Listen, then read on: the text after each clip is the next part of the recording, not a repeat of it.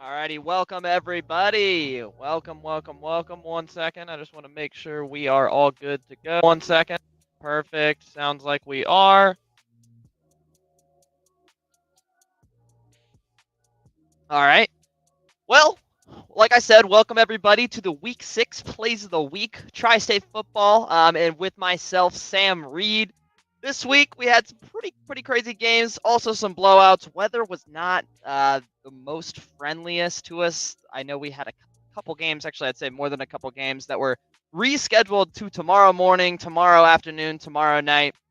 So bear in mind, none of those games will be on here that we covered. We only covered the games tonight, obviously, since it hasn't happened yet. But we did have a lot of good games, and so we're just gonna hop right into these. Without further ado, one moment. Here we go, and we'll actually start off with the Mason Fairfield game. This is our Blitz 5 game of the week. So we had our guys from Blitz 5 over there, and we had our guys from Tri-State Football at this game. We're going to start it off here with a Brandon Dunn 57-yard touchdown run to kick it off. Mason goes up 7-0. Then we're actually going to have an honorable mention for the play of the week. Preston Estoesta going to block the punt, recover it himself, take it back for the touchdown. Mason will go up. They also get a field goal, so they're up 17-0. And then we're going to have a 25-yard touchdown here from Mason. They're going to go up 24-0 in the first half. So off to an early lead. But Fairfield not out of this yet. Nice little rush up there. Cuts it back. Makes it 24-6 there. However, Mason will punch it in. Go up 31-6. Fairfield has a nice little 52-yard catch here. Nice move by the receiver, but it's going to be too little too late for them. Mason wins that 31-13. Moving on to the Mount Healthy versus Northwest game. Going to get kicked off with an Ace Cooper 20-yard touchdown catch over the middle. And they will go for two. I'm not sure why they went for two here. Maybe having to do with the weather, but I don't know. Northwest is going to answer. This is Mike Lacou. I'm not exactly sure how to pronounce the name of him there, but he's going to get a 37-yard rushing touchdown. They will go for two. I missed that, but that was good, and they tie it up 8-8. Mount Healthy Northwest here. Northwest is also going to get a safety here before the end of the half. Looks like Mount Healthy's quarterback just kind of slipped there. Tried to play it off like he was in the NFL, but he's not. So that is going to be a safety. Northwest will also get a field goal before the end of the half. But we move to the second half, and he's going to find, this is Jameer Scott across the middle. Nice little grab in the back of the end zone to go up. They'll go for two right here, make it a 3-point ball game, and it is successful. Look at that stiff arm at the end. That was crazy. Crazy. But Northwest will drill actually a 48-yard field goal to tie it up. Good thing Mount Healthy went for two there. Keep this a tie ball game. But we're going to have, this is an insane call. I just, hold on a second. I believe this is 4th and 13.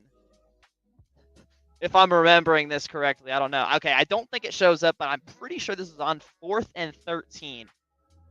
They make this call. Going to get down on the one. Great catch there. He thought he was in. He was not in. But the third quarter will end. We'll move on to the fourth, and they will punch it in here. Not sure who this is. This may have been Nishan Crittenden for that last one. But Mount Healthy will get in again. They'll win this ball game 29-16. Dapping up the kids at the end there. You'd love to see it. Moving on to the Lakota East game. JT Kittner going to connect with PJ McFarland across the middle, the tight end, to go up 6-0. The PAT was no good here.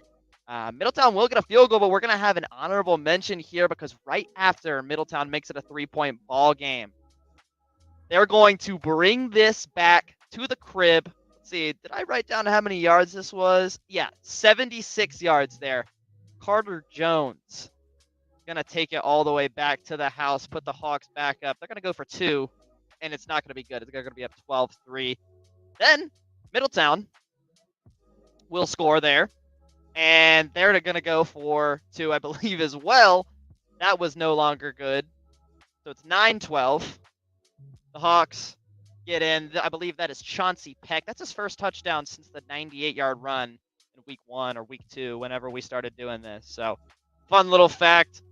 They'll go up 26-9 here with a Zion Neal touchdown. And then we move on here. 1 second. Let me slow it down. It's moving a little fast. I want to highlight all these plays, give them their due diligence. But Zion Neal here, back of the end zone. The announcers seem to think he was wide open. Not sure based off of the camera angle here. It looks like there is a Middletown midi right there. He may have been getting there late, and I may not have seen it. So, regardless, good grab by Zion Neal to bring it in and put the Hawks up 26-9 right there. And then Ryder Hooks gets in. Remember this: Ryder Hooks is gonna get high. I'll spoil it for you right now. Bummer. Middletown, though, going to try and get back in this game. Take a QB keeper up the middle there, make it 15-33. But here we go again. Hooks. Ryder Hooks into the end zone for touchdown number 2 for Lakota East there. And Middletown again. I believe this is Maximilian Johnson going to take a 52-yard screen to the crib right here, right now. I think if Middletown could have stopped the Lakota East offense, they could have low-key got back into this game. But they honestly just can't. It's going to be Ryder Hooks again for his 3rd touchdown of the game. And then we have an honorable mention here. This is an honorable mention because it was unfortunately called back for the sake of the play. But Connor Cruz here gonna pick it off, and then the run back is just really, really solid. There was, I believe, a holding on here. I think there were contradicting penalties, so I think the interception still did count. But I had to give it an honorable mention. It was a nice, solid return, 52 yards. Got to tip the cap to that. But Lakota East will win. It will remain 50-23 to finish that ball game. They'll come out with the win there. But yeah, congrats to the Thunderhawks. Moving on to the Lakota West game. Gonna start off with a wide open Sam Wiles to Jaden Brogdon 49-yard connection to get it started. They'll kick a field goal, go up 10-0. And then this is Braden Johnson. He's having a season. This is his 7th touchdown of the year. Gonna go up 17-0. Sam Wiles gonna do a little dump off to his tight end Luca Gilbert here. He'll get in the end zone. They'll go up 24-0. Sam Wiles once again. This is like, hold on, let me check how many minutes later this was from that last play. Okay, not as fast as I thought. It's 4 minutes later, but seems fast when they're putting up that many points. But Sam Wiles gonna find, who does he find here? Trey Barnett for the 32-yard touchdown along the side of the field. And then this is just crazy. This is a crazy play. I had to give this honorable mention here. But Sam Wiles, we'll go back because you might have missed it. Sam Wiles at the start of this play fakes the screen. Looks like he loses the ball. Remember, it's wet out there. Really wet. Loses the ball, picks up his own fumble, takes it up the middle, through all the defenders. Look at all those guys chasing him. I mean, this is crazy. just blows by them all right here. So I had to give this an honorable mention. 48 yards. Sam Wiles, he had himself a game tonight, as he normally does. Gonna get one more touchdown. I believe this is to Brogdon. That's the 2nd time the two of them will connect for a touchdown. Lakota West gonna complete the shutout 52-0 against Coleraine. But moving on to the Moeller-LaSalle game. I thought this game was going to be a bit better. I'm not going to lie, but it wasn't. Again, what did we miss here while I was talking about that? Oh, just a quick Jocelyn touchdown right there. I believe that's the name the announcer said. Correct me if I'm wrong. Sorry about that. But we've got an honorable mention. And sorry for covering up the scoreboard here with this text, but we've got an honorable mention here. 75-yard touchdown. Ponatoski to Matthew Fogler. Gonna score. They'll go up 14-0. They will get a field goal off screen as well. Ponatoski gonna get another touchdown. I believe this is to Fogler as well. Yes, it is. So they'll go up 24-0, and then Javon Love makes a nice little back shoulder grab there. Goes up, gets it, looking like Brandon Marshall out there in his prime.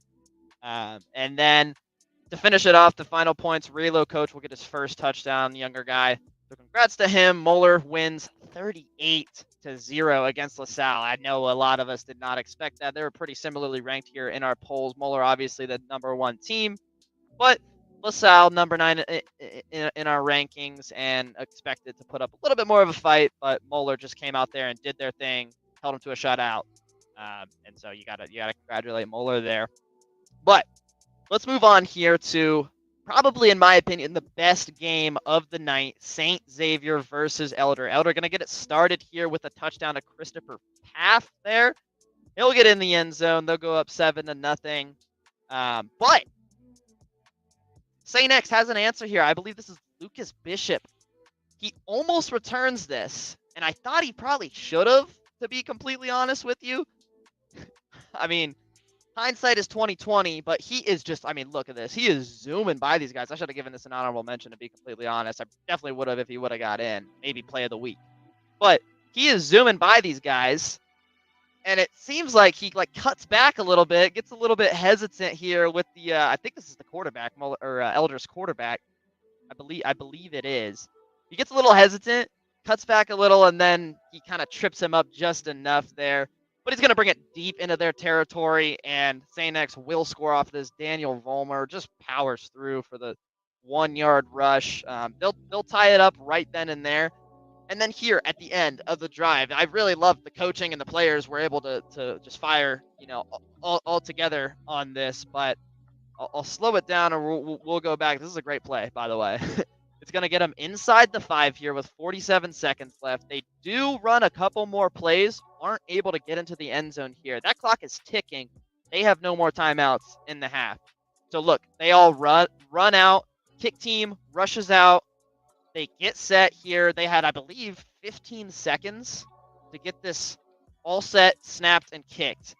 And they do it before the end of the half. You love to see that. We used to call that Geronimo when I played in high school. You yell Geronimo, get all the guys out there as fast as possible. So that's fun to see. Had to give that a shout out. But we'll go back here. Going into the second half, St. X will strike first. Chase Herbstreit, little designed run to the outside. Make sure the fan's okay over there. They'll go up 14-10, and then we're going to have St. X still not done with their scoring spree. They'll have themselves a safety there. I know it was kind of hard. The broadcast cut out for a second here. So, it was a little hard to tell, but they do get him there in the end zone, and that's a safety. So they'll go up 16-10 for this. We're going to have an honorable mention for play of the week here. Again, the broadcast messed up a little bit, but this is going to be a pick six. Joey DeTulio going to read it, jump it. And this was on 4th and 6, so I mean, it was going to be turned over regardless if they didn't get it. But he said, I'm going to take it to the house. And he says, are you not entertained? They're entertained for sure, but St. X definitely has an answer right here. Herbstreit is going to kind of float over here to his left, look back across his shoulder to his right, and he's going to see Vollmer there.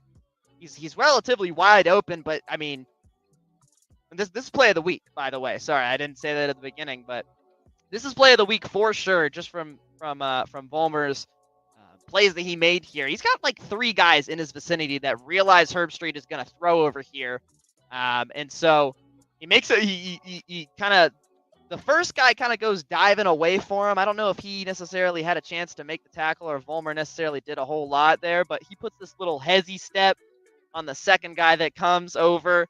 And then that's just going to give him the space he needs to take it all the way to the house there. 58 yards. They're going to go up 22-17. They will go for 2 here, and it's not good. The line just kind of collapses there, so it's not going to be good.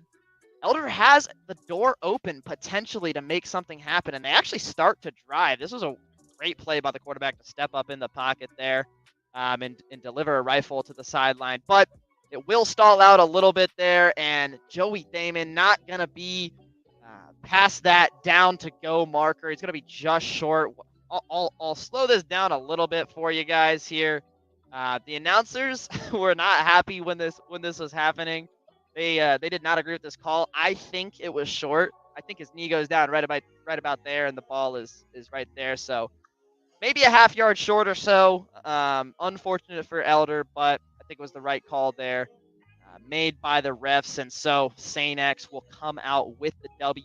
Defense hangs on, gets a crucial stop there at the end of the game there. So congratulations to Elder. And then just last thing, I know that there weren't a whole lot of games tonight, like I was saying earlier. And so I don't have a whole lot of other games that I can talk to you about our scores that we were tracking on the side.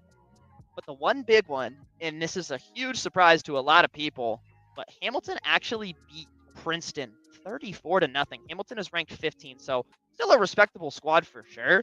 But Princeton is the number 2 team in our poll, and they were definitely not expected to lose this game, let alone lose by 5 touchdowns. So great showing from Hamilton. I don't know if it had to do with the weather or if Princeton wasn't ready, wasn't expecting to play tonight. If the weather worked out in Hamilton's favor, if they just ran the ball all over them. Again, I didn't watch this game personally, so I'm not exactly sure how it all happened or how it played out.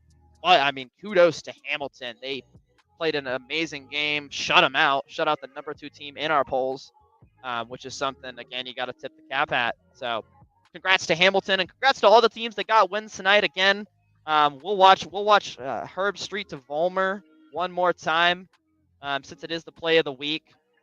I'll switch that over. I always forget to go on ahead and do that, but we'll switch that over there. But again, while this is playing out, congrats to all our teams that took a W tonight. Elder, I forgot Elder had some last minute magic last week, and unfortunately for them, Saint X was able to get it done here. So great play. Congrats to Saint X there for getting that done, and like I said, congrats to all of our teams that got the W on this rainy Friday night, of course. And then yeah, thank you to you guys to watch or who watched on the live streams. And of course, thank you to anybody who is watching tomorrow or later on in the week on our YouTube and Facebook. It goes live on all 3 platforms as soon as I end this stream. You just gotta, go on ahead, find it, and on YouTube and Facebook, it's available for you to watch anytime. So tell your friends, of course, if they missed the show, to check it out on whatever platform is easiest for them. We'd really appreciate it. And drop a like if you've made it this far. We'd appreciate that as well. But again, thank you to everybody. I hope you enjoyed. And otherwise, I've been Sam Reed with Tri-State Football for the Week 6 Plays of the Week.